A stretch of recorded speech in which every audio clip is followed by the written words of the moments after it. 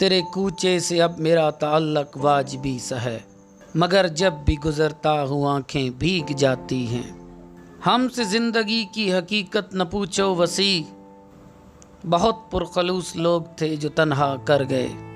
कुछ तो तेरे मौसम ही मुझे रास कम आए, और कुछ मेरी मिट्टी में बगावत भी बहुत थी। तुझे मनाऊं कि अपनी अना की बात सुनूं, उलझ रहा है मेरे फैसलों का रेशम।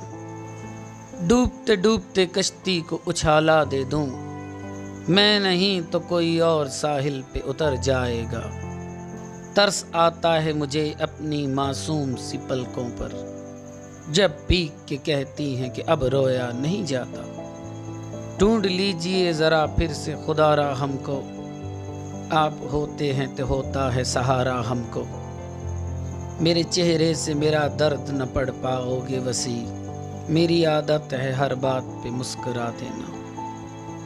तुम तकल्लुफ़ को भी इखलाक समझते हो फराज, दोस्त होता नहीं हर हाथ मिलाने वाला। दिल को ऐसी चोट लगी कि सह न सका, जख्म इतना गहरा था कि खून भी बह न सका। हमारे चैनल बज़्म दिल नवाज को 2 लाइन पोइट्री सुनने के लिए सब्सक्राइब करें, अपने लाइक्स और कमेंट्स दें, आइकन पर लगे घंटी के निशान को दबाना मत भूलें।